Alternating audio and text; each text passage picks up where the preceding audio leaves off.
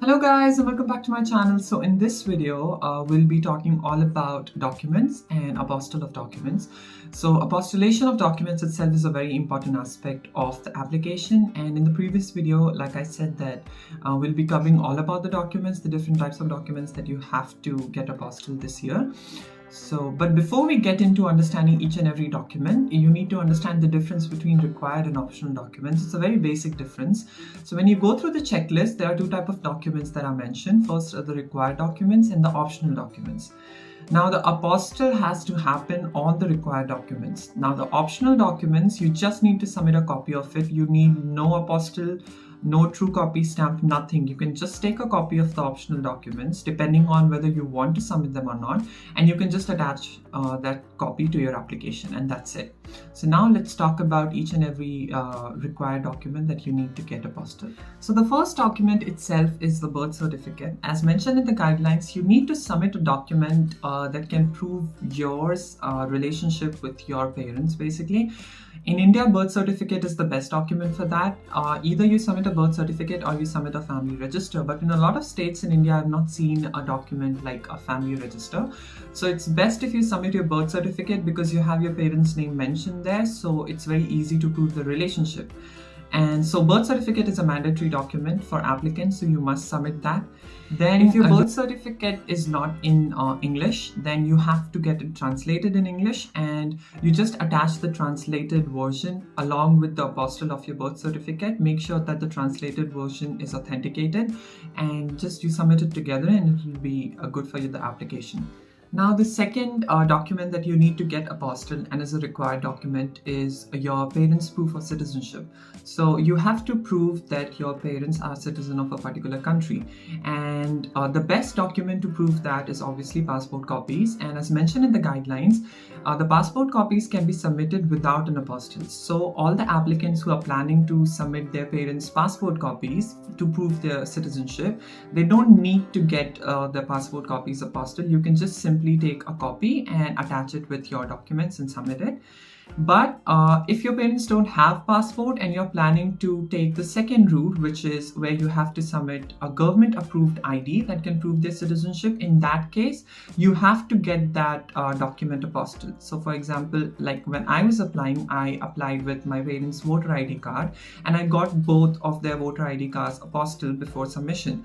So no matter which government ID card you're planning to use to prove the citizenship, and make sure that the ID that you are using is an ID for citizenship, otherwise it won't be accepted.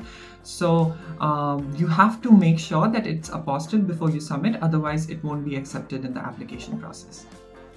The next document that we need to talk about is obviously your degree certificate. So if you are already graduated and you have your degree certificate, just get an apostille on your degree certificate. Now, I have already mentioned this multiple times in my previous videos as well.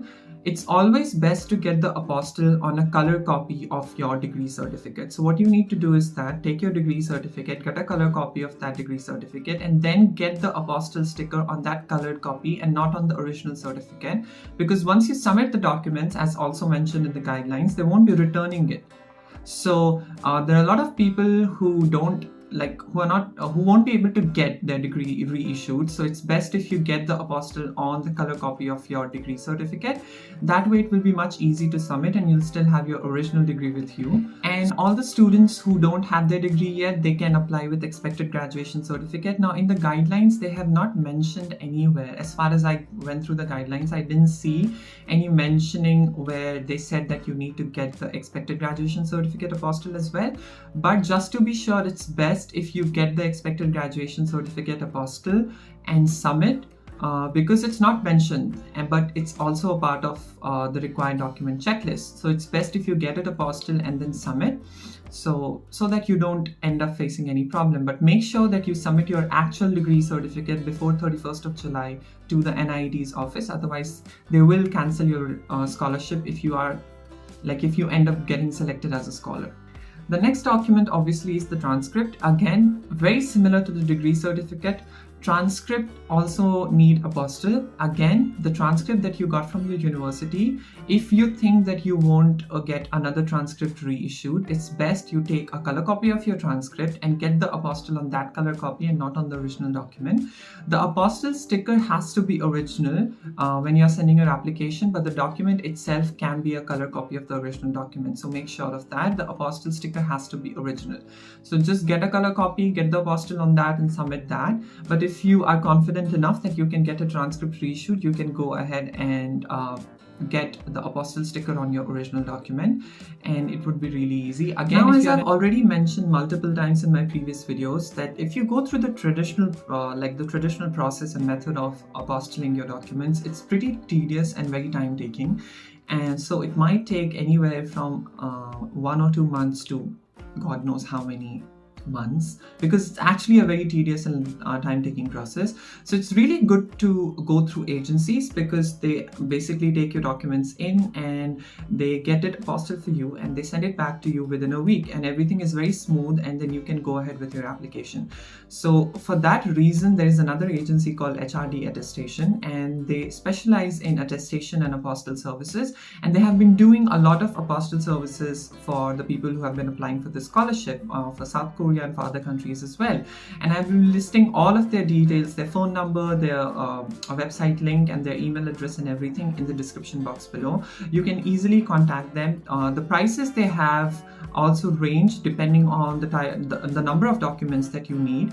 So just make sure that you contact them for any query, and they'll be able to help you out. And it's just I think it hardly takes 1 week. You'll just have to send them your documents, and then they'll get it apostilled for you and they'll courier it back to you, so that you have your original documents and you can submit your documents on time. Because if you're also planning to apply through university track, you'll be sending your documents all the way to Korea, and that's going to take time as well. So it's best if you go through agencies and get the process more easily done.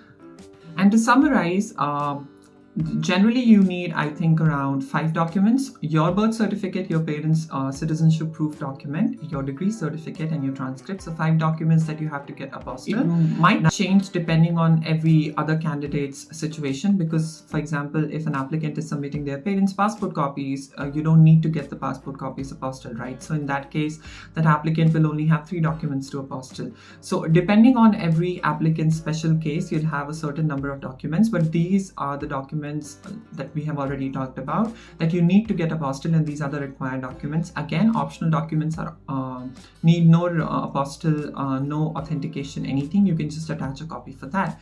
And yeah, I think that was it for this video. If you like this video, give it a big fat thumbs up. If you have not subscribed to the channel, do subscribe, and in the comment box below, let me know if you have any questions related to the scholarship, apostille, or any other part of the application. Until I see you again.